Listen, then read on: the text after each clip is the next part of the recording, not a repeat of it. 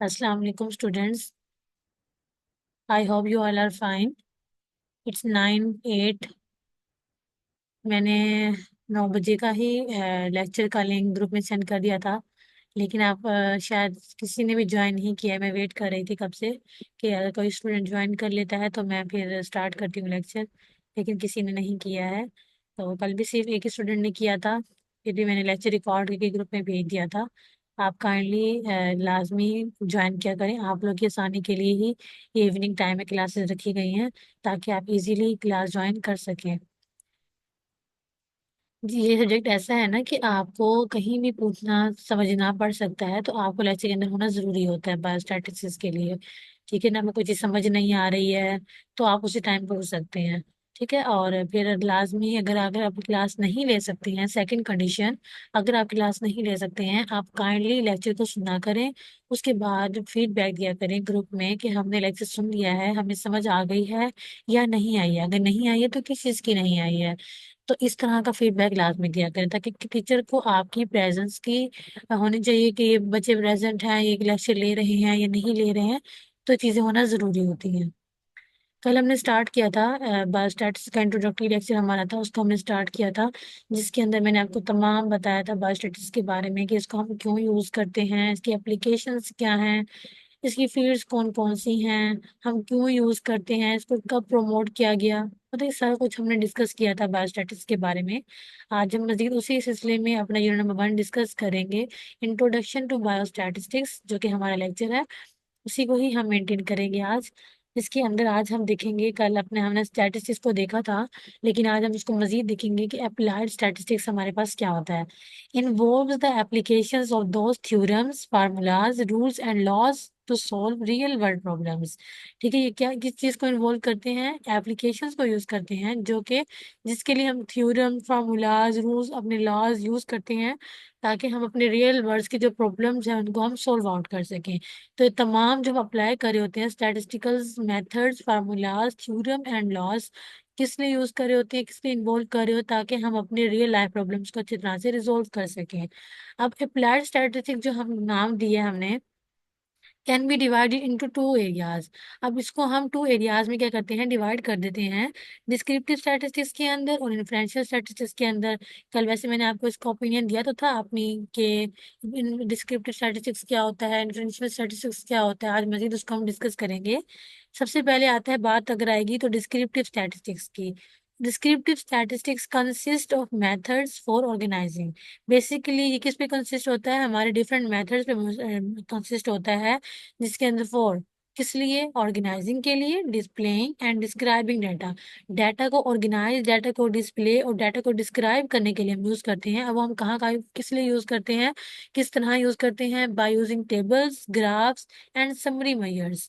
ठीक है, उसके लिए हम टेबल यूज कर सकते हैं, क्योंकि डाटा को सारी बात है हमने ऑर्गेनाइज, डिस्प्ले और डिस्क्राइब करना है।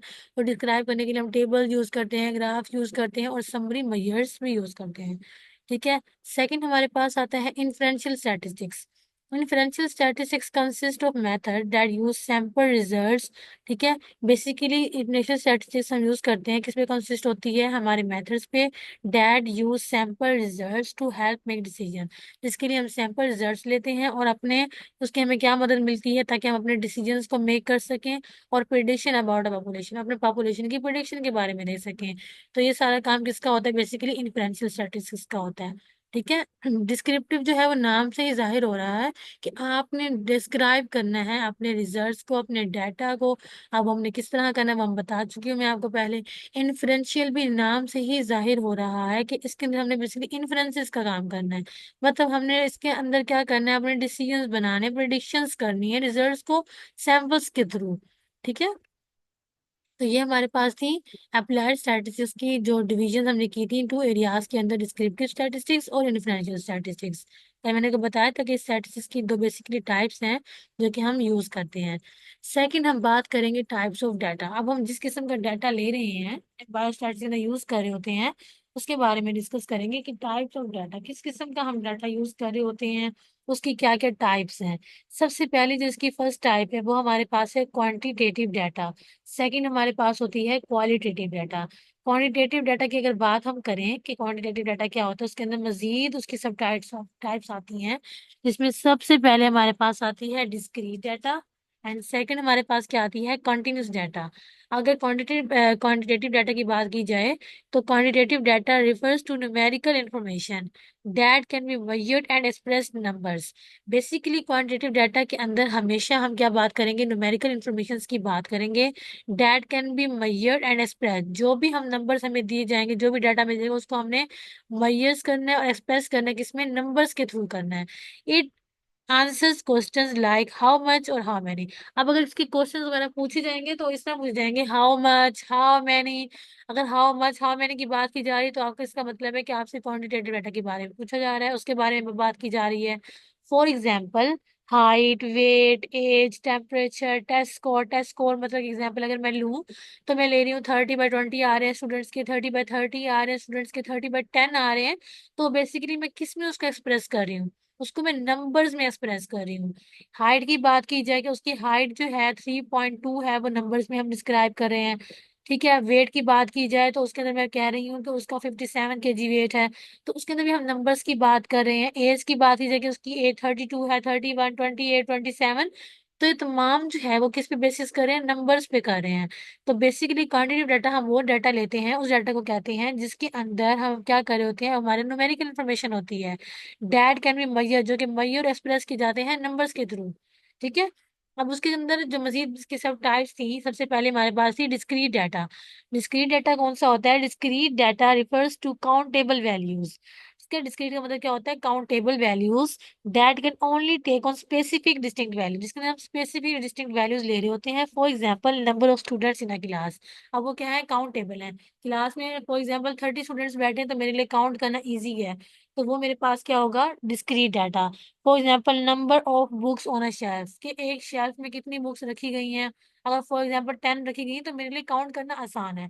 सबसे पहले वो नंबर्स में है, 10 शेल्फ बुक्स पड़ी है शेल्फ में, तो मेरे पास है क्वांटिटेटिव डाटा।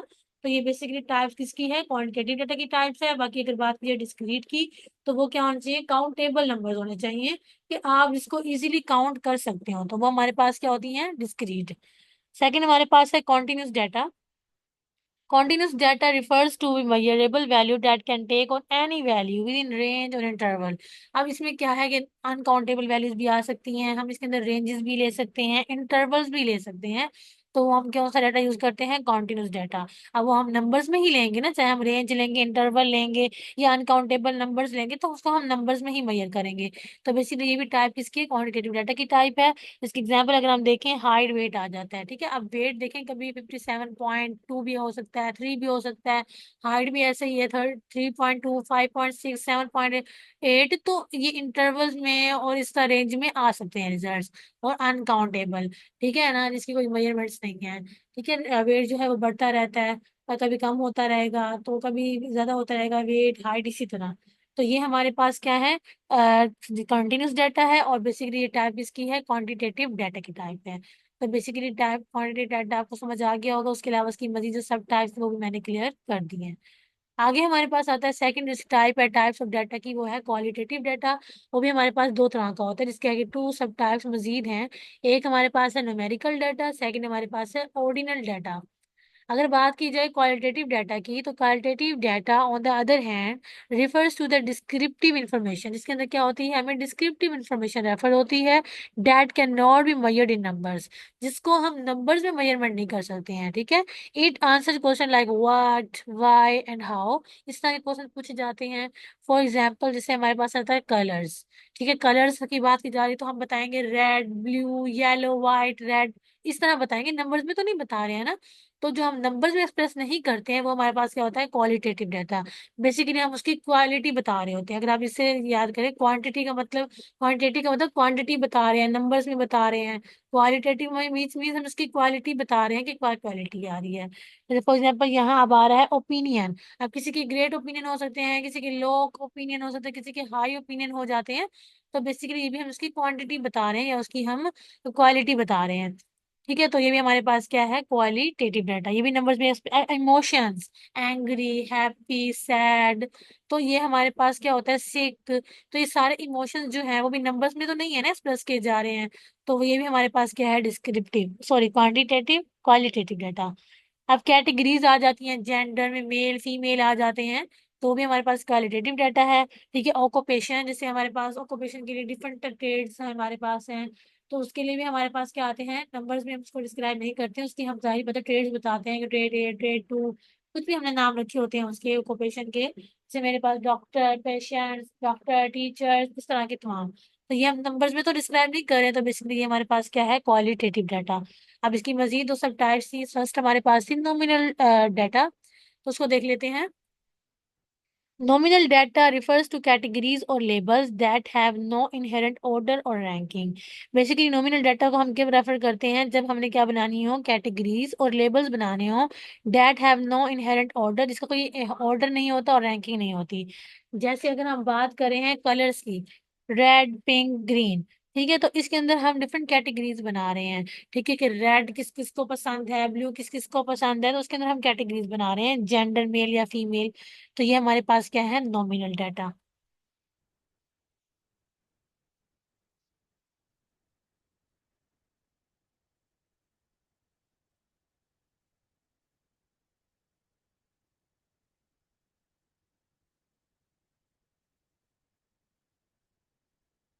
ठीक है, उसके अलावा यहाँ ऑर्डिनल डाटा क्या होता है, ऑर्डिनल डाटा, सॉरी यहाँ मेंशन नहीं है, ऑर्डिनल डाटा होता है जिसके अंदर किसी हम ऑर्डर डिसाइड कर देते हैं कि इसका ऑर्डर हमने ये सेट करना है। जैसे फॉर एग्जांपल हम स्टूडेंट्स की पोजीशंस अनाउंस करते हैं कि इसको फर्स्ट, इसको सेकंड, इसको थर्ड, इसको फोर्थ रखना है, तो वो बेसिकली हम उसको ऑर्डर दे रहे हैं।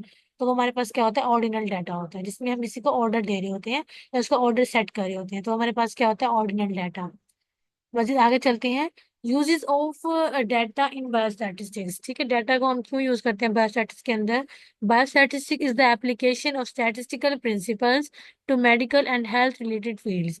बायोस्टैटिस्टिक जो है वो एप्लीकेशन है स्टैटिस्टिकल प्रिंसिपल्स की, जिसके अंदर इन मेडिकल और and health related fields. Data is use in biostatistics for. अब डाटा जो है वो क्यों बायोस्टैटिस्टिक्स में यूज किया जा रहा है। First is understanding disease patterns. हमारे जो डिजीज पैटर्न्स हैं उनको अंडरस्टैंड करने के लिए। एनालाइजिंग डाटा, हम डाटा लेंगे उसको एनालाइज करेंगे to identify trends and patterns. तो उस डिजीज के अकरेंस के हमें ट्रेंड्स और उसके पैटर्न्स पता लग जाएंगे, उसको अच्छे से आइडेंटिफाई कर लेंगे, तो फिर हमें डाटा को एनालाइज करने में क्या हो जाएगा, ईजी हो जाएगा। ठीक है, सेकंड हमारे पास है evaluating treatment effectiveness, comparing data to determine the efficiency of different treatments.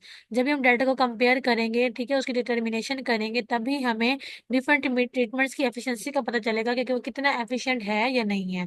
तभी हमें पता चलेगा कि इस ट्रीटमेंट की कितनी इफेक्टिवनेस है।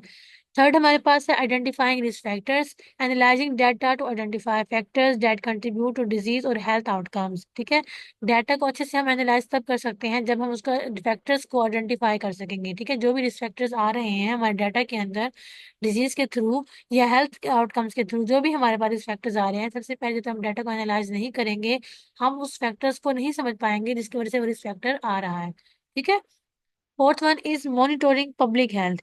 ठीक है, tracking data to monitor disease outbreaks and public health trends. Data को ट्रैकिंग टू नंबर डिजीज, जब नंबर ऑफ डिजीज को हम ट्रैक नहीं कर लेते हैं, outbreaks and public health trends के लिए हम डाटा लेते हैं। फिफ्थ में हमारे पास है informing health care decisions, using data to make inform decisions. Basically हम डाटा कैसे यूज कर रहे होते हैं, ताकि हम अपने डिसीजंस को इंफॉर्मेशन के लिए, जो इन्फॉर्मेशन हमें दी गई है उसके डिसीजन को बेहतर बना सकें। अबाउट हेल्थ केयर और डिफरेंट के लिए बना सकते हैं।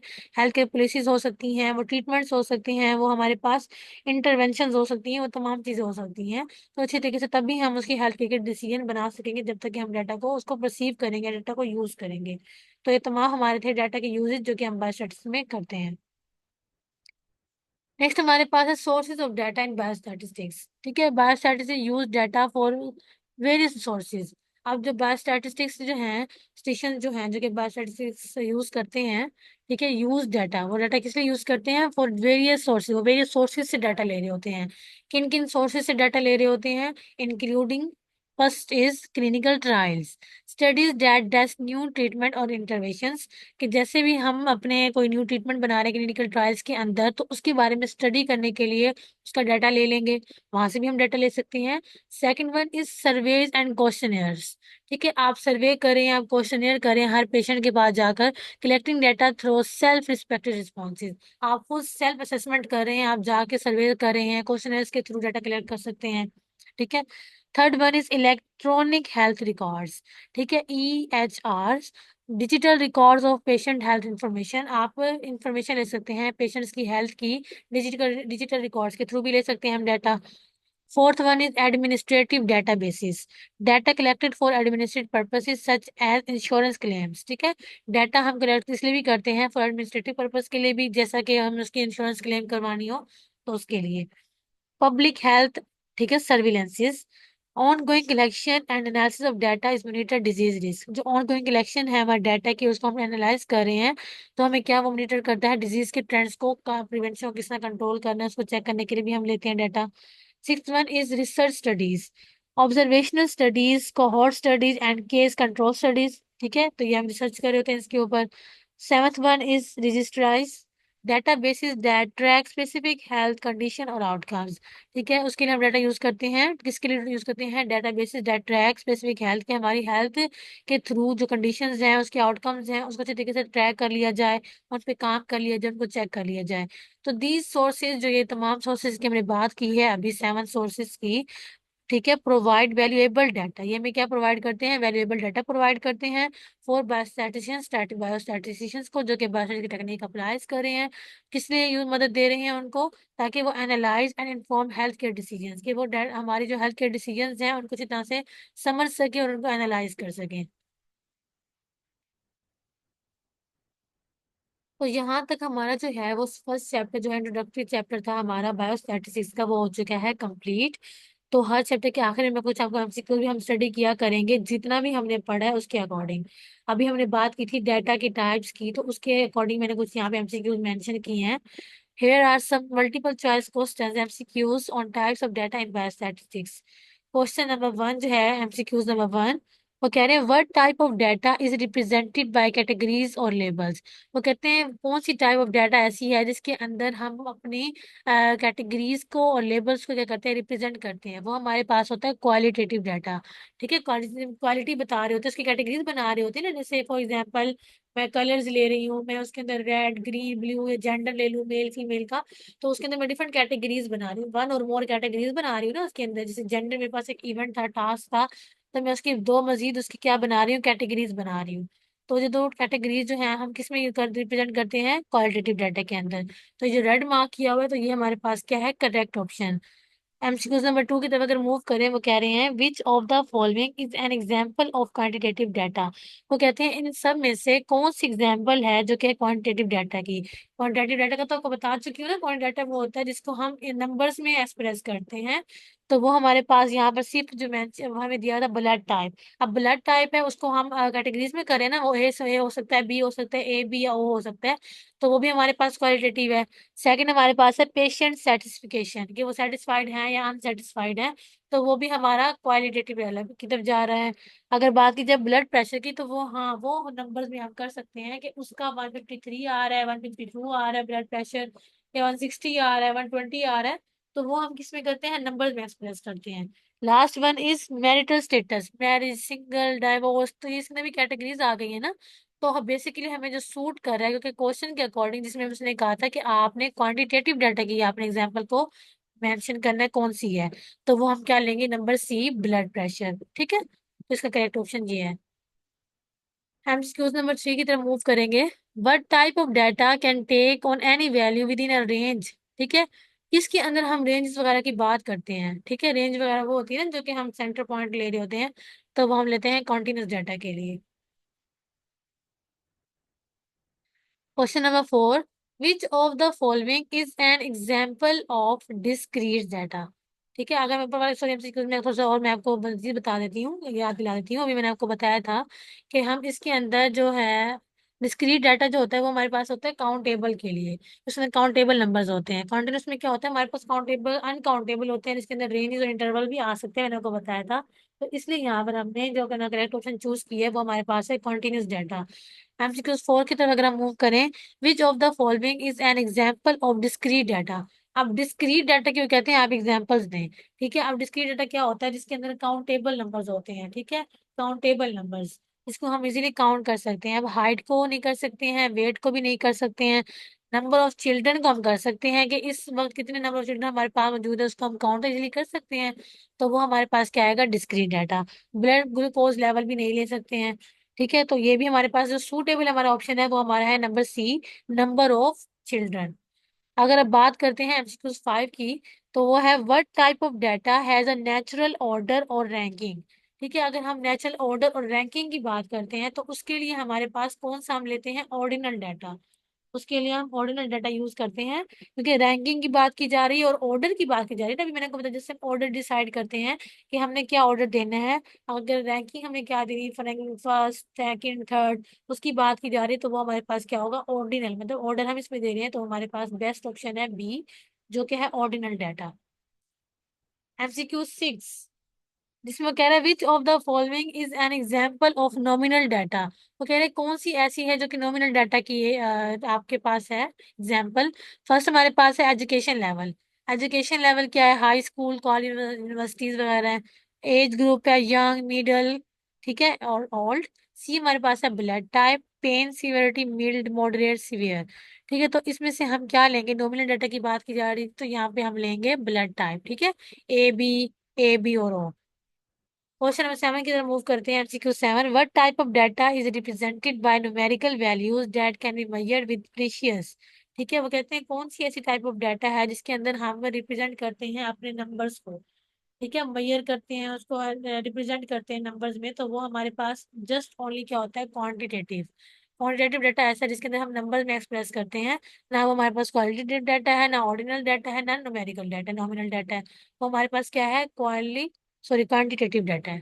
ठीक है, तो ये हमारे पास थे 7 MCQ, इसको आपने अच्छे से रिवाइज कर लेनी है और आज का लेक्चर भी अच्छे से रिवाइज करना है। उसके बाद लेक्चर में अभी तक कोई नहीं है जो कि ज्वाइन किया हो किसी ने लेक्चर, तो आप काइंडली लेक्चर सुन के अपने रिव्यूज जरूर दिया करें कि आपने लेक्चर सुना है, कुछ आपको समझ आया है, या जगह समझ नहीं आया तो वो क्यों समझ नहीं आया है, उसके बारे में फिर आप मेरे से डिस्कस किया करें। ठीक है, और कोशिश किया करें कि लेक्चर आदमी ज्वाइन किया करें। अब नेक्स्ट लेक्चर जो हमारा मंडे से होगा, हम अपना यूनिट नंबर 2 स्टार्ट करेंगे। तो आप काइंडली सब लेक्चर ज्वाइन कीजिएगा। अपने इस लेक्चर के अकॉर्डिंग, जो सॉरी इस यूनिट के अकॉर्डिंग आपकी कोई क्यूरीज हो, क्वेश्चंस हो, पहले आप वो पूछ लीजिएगा, फिर हम यूनिट नंबर 2 स्टार्ट करेंगे।